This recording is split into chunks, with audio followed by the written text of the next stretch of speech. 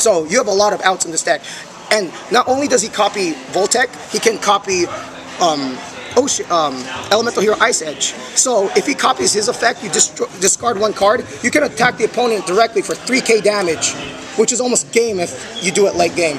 He can also copy Wild Band. You could make God Neos invincible against Mirror Force, D-Prisons for the extra push. Alright? The reason I run one Poly is it's almost unneeded. The reason is it gives you good synergy just in case you don't get the fusion gates, and it gives you viable option for Miracle Fusion. That's why I only run one King of the Swamp and one Elemental Hero Woodsman. And finally, there's a YouTube video of me playing this deck. One of my favorite moves ever in this deck is Elemental Hero the Earth. Everyone knows what Terra Firma for you guys. What he does is just amazing in this deck. As you all know, it's a fusion between Ocean and Woodsman. You tribute any one E hero on your field, so it gains the attack, and then, you know, it gains the attack till the end phase. What is the scariest, if I can move, is if you have, at first, one of the moves is a, say, Fusion Gate for Stratos, Woodsman, this, Trunade, and a Parallel. This is a two-turn kill that it's almost guaranteed. So you would drop the Fusion Gate, dropping Stratos, dropping out to get a light type to make the Shiny.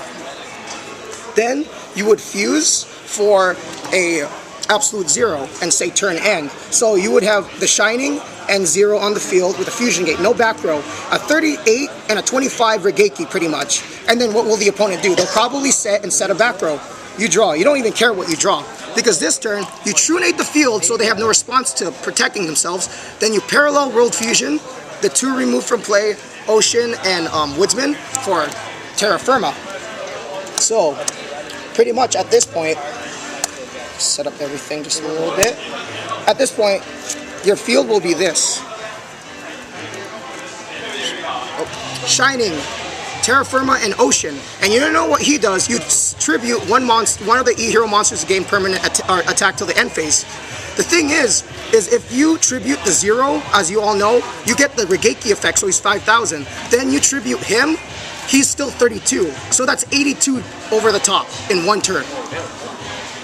As you guys can see, you'll miss the timing of getting the 2 heroes back, but you don't care, you won the game. So, I mean, that's why you only run one of him.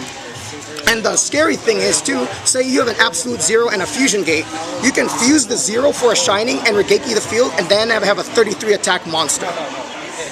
So this deck is extremely versatile. I think that's pretty much everything about this deck I really have to say. Oh, except for the heat. Another reason is a new Elemental Hero is coming out called Nova Master. It's a fire type universal E hero. It's 26, 21 I believe. Anytime it does kills a monster, you draw a card. I run him for that, and pretty much just because the heat, he's bait. And if you Voltec a heat, he's a 2000 beat stick. He's like anti-Sirocco. And honestly, if you have him and like you're really doing bad and you have him defense, you have 2000 attack and D. It's not that bad. And it's good because if he gets D-prisoned, you don't care. By all means, you don't care.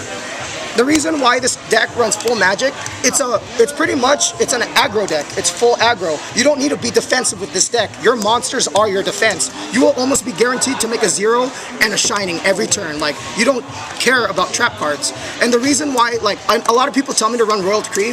The reason I don't like running Royal Decree is I want my heroes to be hurt. Like, your heroes are meant to run through the back row. You don't care about Mirror Force. Attack with Shining, Mirror Force is gone. Not only do you know that Mirror Force is no longer in the deck, they have one less card you have to worry about, and you get +2 E-Hero to your hand. You know? If you have D-Prison, if they D-Prison your heroes, you have Parallel World Fusion in response. The only thing I will have to say that hurts this deck a lot is Oppression, but thankfully, Oppression is at 1. And if they draw it first turn, it's like, well, what are you going to do? This is Yu-Gi-Oh! Whatever. Another further explanation probably is Great Tornado.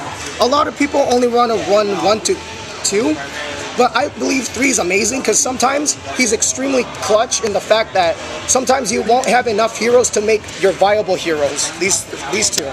But he's good to fend people off. He's a 28 beat stick with 24 defense, or 22 defense, and he just halves everything. So, yeah, and I think that's pretty much it. about anything. If you guys have any other questions, just hit up PN Collector, or I don't have a YouTube channel yet. I should. Like, I have other decks I can show you guys, like, you know. But by all means, if people want to say how competitive this is, I have not been able to beat any deck in TCG. My deck right here, I've beaten X-Sabers, 2-0 X-Sabers, 2-0 Black Feather. I've played Quick Draw. This deck is extremely aggressive. If you ask anyone that I know, this deck is one of the decks they do not like playing, because if I get the hand, you just pretty much give them. So this deck and by all means, this is a template. You can do whatever you want with this. Imagine this setup, just some of this, in that deck you guys playing in TCG. What's it called? The Dual Sparks. It's amazing. Do it. You know, Hero Beat, Hero Light, High Beat, whatever you guys like calling it. You know, like I run this because I like e-heroes, because it's hilarious, especially when you do this and Gaia hammer their faces off. It's amazing. Watch the YouTube video. You'll like it. You'll like it. I think that's about it. Back to you, PN Collector.